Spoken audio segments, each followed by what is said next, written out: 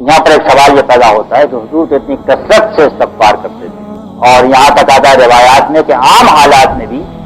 آپ دن میں فرمایا کہ میں 100 بار استغفار و توبہ کرتا ہوں، اور صحابہ نے کہا ہے کہ ہم نے ایک مجلس میں دیکھا ہے کہ 70 دفعہ ہم نے گنا ہے کہ آپ نے استغفار و توبہ کی۔ اور پھر آپ کو کس چیز سے استغفار و توبہ کی؟ اس لیے کہ آپ سے تو گناہ سرزد نہیں ہوتے، اور اللہ تعالیٰ نے آپ کو معصوم رکھا تھا، اور کوئی گناہوں کا سرزد ہونا آپ سے ثابت ہے۔ اس پر بہت ساری باتیں کہی جا سکتی ہیں، کہی نہیں ہیں۔ صحیح بات یہ ہے کہ حضور سے کوئی گناہ تو ایسا سرزد نہیں ہوا کہ جو گناہ کے معنوں میں گناہ ہو، اللہ کی نافرمانی جو آپ نے ہوائے نفس سے کیا ہو۔ لیکن جیسا ہمارے علماء کہتے ہیں کہ دعوت کے جوش میں اور اپنی دعوت کو پہنچانے کے جوش میں آپ سے کچھ ایسے غلطیاں ہو جاتی ہیں کہ جو گناہ کی تعریف میں تو نہیں آتی، لیکن یہ کہ بال آپ کا جو درجہ تھا، آپ کا مقام تھا، اس کے شایع نشان نہیں۔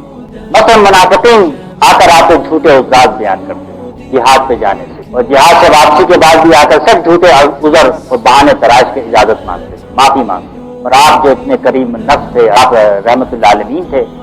تو آپ سب کو معاف کر دیتے تھے، سب کے عذرات قبول کر دیتے تھے۔ تو اللہ تعالیٰ نے آپ کو مخاطب کر کے فرمایا آپ اللہ عنک لما اذنت لهم، اللہ تعالیٰ آپ کو معاف فرمایا، آپ نے کیوں ان کو اجازت دی؟ ذرا آپ ان کو عذر رد کر دیتے تاکہ ان کا پول کھلتا، یہ کھل کے سامنے آتے کہ جھوٹے بہانے بنا رہے ہیں، جھوٹے عذرات پیش کر رہے ہیں۔ یہ آپ کی رحمت اور کریم النفسی تھی، اور دعوت کا یہ تھا کہ یہ لوگ ہاتھ سے نہ چلے جائیں، جس کے لیے آپ نے یہ کام کیا۔ یہ عبداللہ بن ابی جیسے منافق کی کو جب موت آئی تو آپ نے اس کے لیے اپنا کرتا دیا۔ ان کے بیٹے تو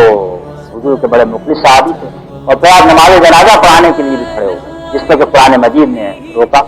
یا جن پر ان کی قبر پہ آپ میں کھڑے نہ ہوں، ان کے لیے استغفار نہ کریں، ان تستغفر لهم 70 مرہ لن یغفر اللہ لهم، اگر آپ 70 مرتبہ بھی ان کے لیے استغفار کریں گے ایسے منافقین کے لیے، اللہ تعالیٰ معاف۔ یہ بھی کوئی گناہ نہیں تھا، بلکہ آپ کی رحمت اور آپ کی کریم النفسی کا تقاضا تھا کہ آپ مخالفین کو معاف کرتے تھے، ان کے ساتھ رحمت اور شفقت کا سلوک فرماتے تھے۔ کیا غزوہ بدر میں قیدی آئے، یہ بھی آپ کی شفقت کا تقاضا تھا کہ آپ نے فدیہ لے کر کے چھوڑ دیا، اور قیدی جلدی بنا لیے لوگوں نے۔ اس سے حالانکہ حکم یہ تھا کہ آج تو جتنے مخالفین ہیں ان کو قتل کیا جائے۔ زلزلہ آتا، آتش پہاڑ پھٹتا تو وہ تفریق نہیں کرتا، نہیں چھوڑتا، اگر تمہاری تلواروں کے نیچے دشمن آ گئے تو آج ان کو نہ چھوڑو، خوب خون بہاؤ، لیکن لوگوں نے جلدی قیدی بنا دی، اس کو بھی ناپسند۔ اس قسم کی دوسری چیزیں کہ جن کی وجہ سے ان کو اس میں شامل کیا۔ پھر آپ کے درجات کی بلندی کا بھی اس میں ذکر ہے کہ آخرت میں جب آپ جائیں گے اتنے سرخرو ہوں گے کہ جو کارنامہ نبوت تھا اس پر کہیں سے کوئی داغ نہیں ہوگا اور کہیں سے کوئی دھبا نہیں ہوگا، اور 23 سال میں آپ نے جس طرح اپنی پوری جان نچوڑ دی اس کام کے لیے جو اللہ نے آپ کو سپرد کیا تھا، دعوت کا، تبلیغ کا، دین کو